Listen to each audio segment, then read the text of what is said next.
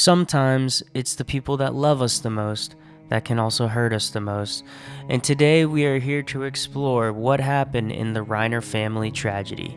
A couple months ago, the legendary Hollywood director Rob Reiner and his wife Michele Reiner were found unfortunately deceased in their estate with multiple stab wounds. This event, while very heartbreaking, left a peculiar suspicion to his son Nick Reiner possibly committing this crime. While Nick's case is still currently ongoing during the making of this video, there's still much to explore between the Reiner's family's relationship. See, Nick's substance and drug abuse created a lot of tension within their daily lives. Many interviews with them on talk shows and certain podcasts, even together, discussing this issue. You don't seem very fiery to me. You seem like you might just... I get crazy. Oh, yeah. okay. You don't want to set me off. No. Some big blow-ups there. No, we both can get pretty... You don't roll easily either. No, we can both get pretty hot, and there were times when we did get hot. But you weren't like cold like that. He was very loving and compassionate. I just think that he didn't really know what to do. And in the wake of the murders recently, authorities had no other option but to pin Nick Reiner as the main suspect in this case. Now, I can't prove or disprove Nick's innocence, but I was very puzzled on how one of America's most cherished families with two loving and supportive parents could experience such a tragedy. And after playing the role of Sherlock Holmes from the DEA, I realized that the pressure of success was a big influential factor. Rob Reiner was born on March 6, 1947 in the heart of the Bronx, New York City. Rob had big shoes to fill as he was fathered by the well-known Carl Reiner, one of America's most renowned comedians. Carl Reiner is most known for creating The Dick Van Dyke Show, one of the greatest sitcoms to ever air on national television during the 60s. Rob also witnessed his father win 9 Emmy Awards, a Mark Twain Prize for American Humor, a Grammy, and the Screen Actors Guild Life Achievement Award, which I don't really know what that is, but it sounds pretty important. His mother also acted in many comedy films and was a very well-respected jazz singer.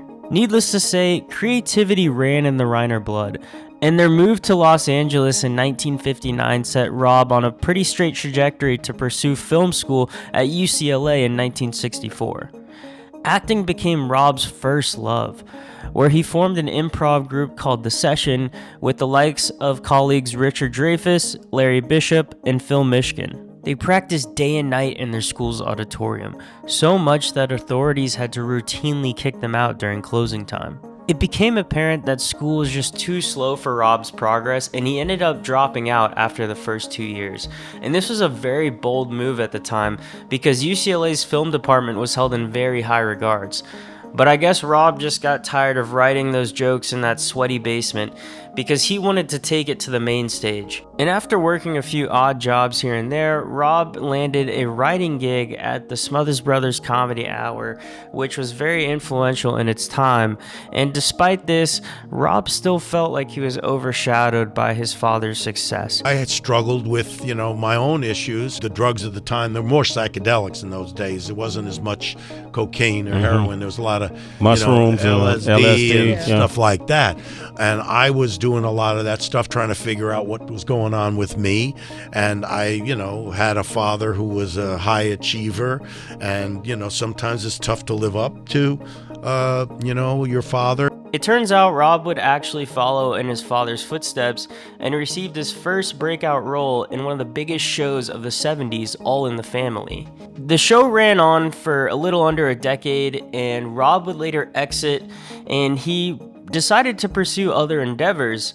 But the whole time, the media just constantly was berating him and questioning him sort of disrespectfully on why he hasn't received the same success that he already achieved. Was there a certain amount of pressure on you just psychologically to do well in the business and to be funny yourself? Sure, yeah. Work didn't come right away after All in the Family that was as successful as that particular show. You've pursued over the last, what has it been, a couple of years since you've been on? Yeah, about 3 years. Okay, the last 3 years, the different things you've pursued. we haven't really seen the results of those. I wonder what that interviewer is thinking right now, because Rob exceeded expectations. He put the pen to the paper and directed some of the most captivating cinematic masterpieces that America has ever seen. Starting with the hilarious rock cult classic This Is Spinal Tap, followed by The Sure Thing, Stand By Me, The Princess Bride, When Harry Met Sally, Misery, and A Few Good Men. The latter half mostly receiving many Best Picture nominations as well as some Oscar awards. Against all odds, Rob Reiner escaped the same grip of drug addiction that his son Nick fell into. But let's be honest, Nick Reiner was staring down the double-barrel shotgun of his father and grandfather's successes. Why were you so deep into drugs? I had no identity and I had no passions. And I think the reason I had no identity was because, I have a famous dad and a famous grandpa, and that fame sort of informs who you are. So I wanted to etch out my own identity with a more rebellious, angry, drug-addicted sort of persona. Born in 1993 in the heart of Los Angeles, Nick Reiner came into this world at the peak of his father's success. He was the middle child of 3 children, but he didn't really end up taking the traditional route of going to college like his siblings. In his teens, Nick got hooked on drugs, and his parents frantically were trying to find him help, looking for anyone with a desk or a diploma to give them some advice. And as a result, they ended up forcing him to go to rehab on multiple occasions, despite Nick expressing his resentment. It was sort of like, yeah, I had done drugs, I had gotten involved. Everyone knows that's ever felt anything like drug addiction. They know you can't be forced into a thing like that. And I think that makes the problem worse, honestly. Parents, they get scared, so they don't want to, they don't want to see their children die, so they jump the gun. Nick would constantly rebel and escape rehab on multiple accounts, which later led to him being homeless for weeks on end in various different states, but the cycle would eventually bring him back, and this repeated many times. And by the time he reached the age of 19, it was reported he had been to rehab on 18 separate occasions. Eventually, it became so tiresome that Nick had no choice but to sober up so he could go back and live with his parents. However, in a podcast, it would be expressed that Nick may have had some ulterior motives. Right. I knew if I smoked once, or if I took one pill, I would, they would send me to some treatment. I saw that happen with a ton of kids there, so I was smart about it. And I just was like, you know what, I want to go home. And so I just stayed sober long enough till I could go home. So it was like a premeditated relapse, but it was motivated by your desire to get home, really. He just wanted to be able to get high at home with no consequences. Yeah. When Nick came back home, he showed his father a screenplay that he wrote while he was in rehab. Rob was really moved by the script, and they decided to make a film out of it called Being Charlie in 2015. It probes the painful relationship between a young man struggling with addiction and his famous politician father, if you can see the parallels there. The scenes are claimed to be loosely based on experiences, however, it's still very telling to their father-son dynamic. But every time we sent you away to another one of those programs, I saw you slipping further away from us. And all I could tell myself was, I'd rather have you alive and hating me than dead on the streets. It was never about the drugs. All I ever wanted was a way to kill the noise. The film actually amplified the noise more, and Nick was heavily criticized while promoting it. Were you ever worried that that Nick could shine poorly on your career or something like that? No, that never crossed my mind. I mean, he's my son. I love him.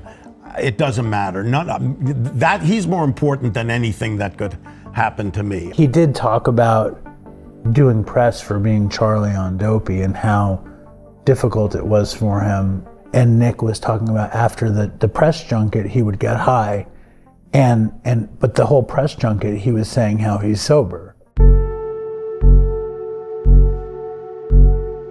After the release of Being Charlie, Nick unfortunately relapsed back into his old habits. Fast forward 11 years, and he's diagnosed with schizophrenia disease while living inside his parents' home. Whether the drugs caused this is unknown, but in the month leading up to the murders, his medication was actually altered by the psychiatrist. This caused erratic behavior, and Rob started to become visibly worried for his own safety. And on the night of December 13, Nick's parents thought it'd be a good idea to take their son out to Conan O'Brien's house for a holiday party. Nick began to cause some unnecessary commotion, as bystanders report, and making guests feel pretty uncomfortable. He later was seen arguing with Rob and left the party pretty abruptly. The following morning, the daughter Romy tragically found her parents deceased in their own bedroom. Nick Reiner had reportedly checked into a Santa Monica hotel at around 4 a.m., with hotel staff alleging that they found blood in his shower and on his mattress.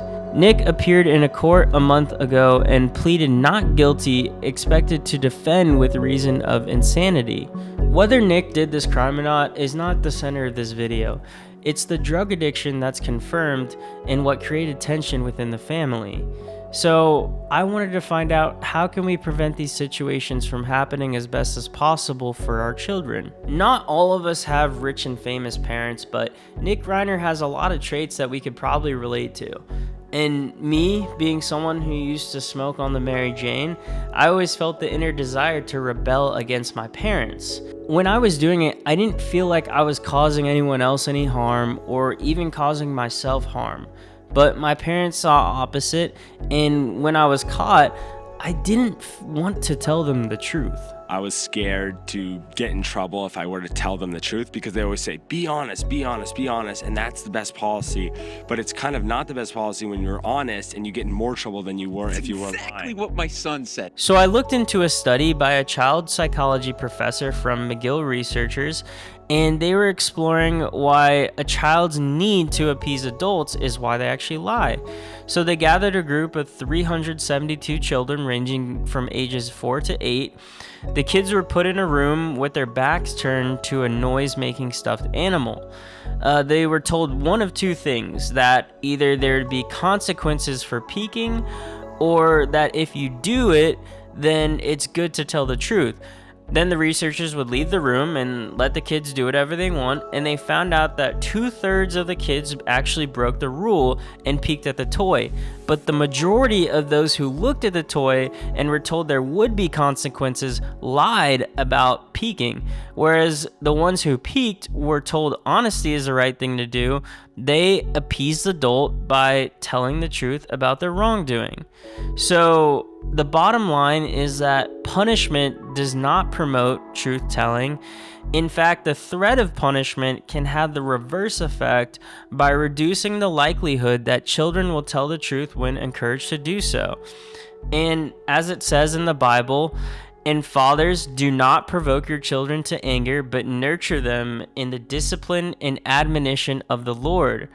And I can't speak for parenting advice myself, as I've never been a parent, but I always felt like they didn't understand me, or it was more about them and they didn't know what I was feeling because it was so long that they were a child too and they didn't understand. But I mean, as humans, we feel like we're always in the right. And when we're younger, especially, we want to be able to control ourselves and live our own life and be our own person. But when the parents finally let you pay for your own doings and let life deal with you, then in my experience, I found that you'll shapen up pretty quick. The Reiner family situation is truly a sad one, and Rob and Michele seem to love their kids as far as the east is to the west. Let's just do our best to just foster healthy relationships with our friends and family as best as possible, even if they annoy you or they're, not the best of people. And if there's someone out there struggling with addiction, then never, and I mean never, give up on reaching out to them, because it's just little by little, and having those voices around them that show them, hey, I care about you, I love you, I want you here, you can live a life outside of this. It means a lot more to them than you think it does. even when they're in, all the haze. But yeah, guys, I just hope that we could continue just to foster the next generation for better.